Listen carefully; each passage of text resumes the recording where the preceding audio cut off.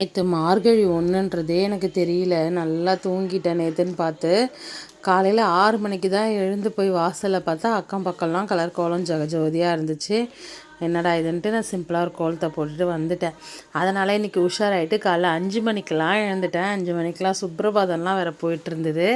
அப்புறம் எழுந்து வாசலில் வந்து கலர் கோலம் போட்டிருந்தேன். அதெல்லாமே போட்டுட்டு நான் வந்து ஜீரக தண்ணி சுட தண்ணி வச்சு குடிச்சிட்டு கொஞ்சம் ஃபிசிக்கல் ஆக்டிவிட்டீஸ்லாம் பண்ணிவிட்டு அதுக்கப்புறமா என்ன ஃபிசிக்கல் ஆக்டிவிட்டீஸ் பண்ணாலும் இந்த காஃபி இல்லாமல் எனக்கு அந்த நாள் வந்து போகாது.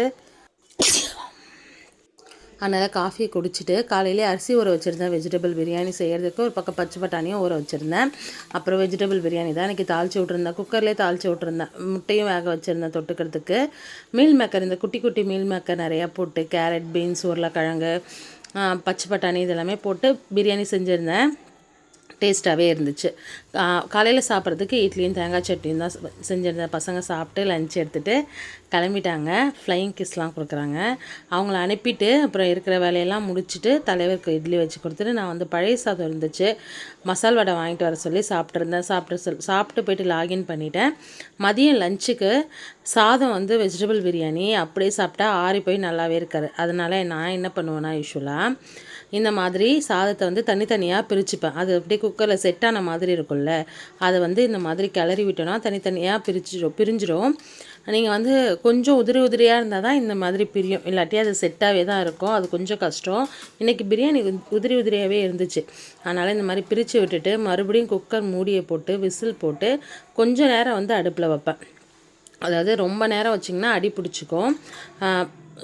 இது ஃப்ளேம் வந்து மீடியமில் இருக்கணும், ஹையில் வச்சிடக்கூடாது. மீடியமில் வச்சுட்டு கொஞ்சம் நேரம் அந்த விசில் வந்து லைட்டாக ஸ்ன்னு ஒரு சவுண்டு வர அளவுக்கு மட்டும் வைக்கணும். அந்த கேப்பில் மிஷினில் துணி போட்டிருந்தேன் காலையிலே, அதை காய வச்சிடலான்ட்டு. வெயில் நல்லாவே இருக்குது. அதனால் வெளியில் மழைக்காக கட்டின கொடியை இப்போ தான் யூஸ் பண்ணுறேன். இங்கே துணி போட்டாலே நல்லா காஞ்சிடுது. அதனால் மேலே போயிட்டு துணி போடுற வேலை இல்லை.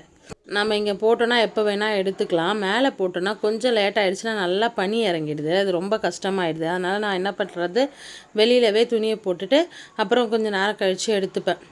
இன்றைக்கி வந்து இப்படி தான் போட்டிருந்தேன். ஆக்சுவலாக மேலே போயிட்டு துணி காய வச்சுட்டு வரதும் அதை எடுத்துகிட்டு வரதும் நல்லா தான் இருக்கும். ஆனால் டைம் செட் ஆகலை. அதனால தான் இந்த மாதிரி உஸ்ஸுன்னு சவுண்டு வந்ததுக்கப்புறம் எடுத்துட்டோன்னா அது வந்து நம்ம ரிலீஸ் பண்ணோன்னா கேஸ் எதுவுமே வராது.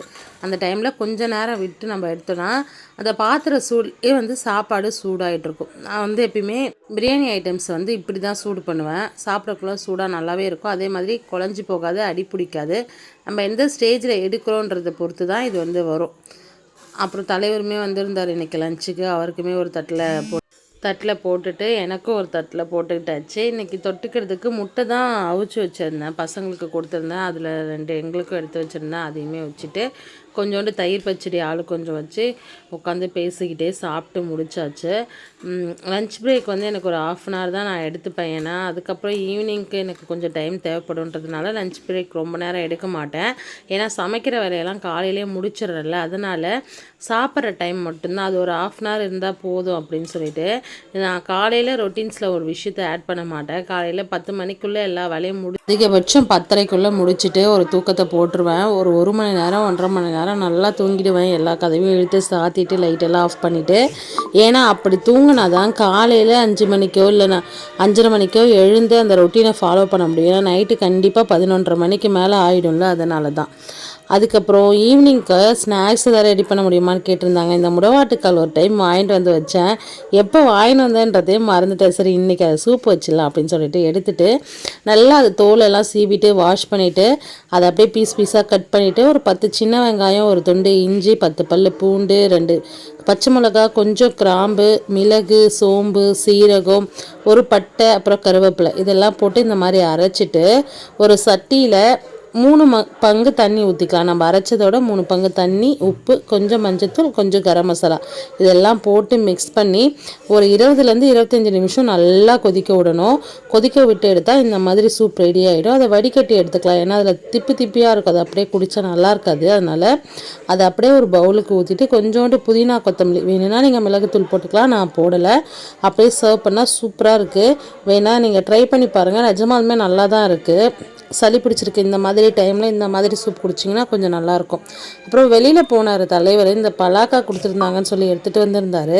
நான் கேட்டிருந்தேன்ல ஃபேஸ்புக் ஷார்ட்ஸில் இதில் வச்சு ஏதாச்சும் ரெசிபி பண்ண முடியுமான்னு. இதுக்கு முன்னாடி நான் பலாக்கா வச்சு எதுவுமே பண்ணதே இல்லை, ஃபஸ்ட் டைம் வாங்கிட்டு வந்திருக்காரு. ஆனால் இது பழம் இல்லை, காய் தான். ஏதாச்சும் ரெசிபி உங்களுக்கும் தெரிஞ்சதுன்னா எனக்கு ஷேர் பண்ணுங்கள், நான் ட்ரை பண்ணிவிட்டு போஸ்ட் பண்ணுறேன். அப்புறம் ஒர்க் ஃப்ரம் ஹோம்லேருந்து என்னோடய டெய்லி ரொட்டீன்ஸ் இப்படி தான் போயிட்டுருக்கு. உங்களுக்கு வீடியோ பிடிச்சிருந்தா லைக் பண்ணி சப்போர்ட் பண்ணுங்கள். Thank you friends.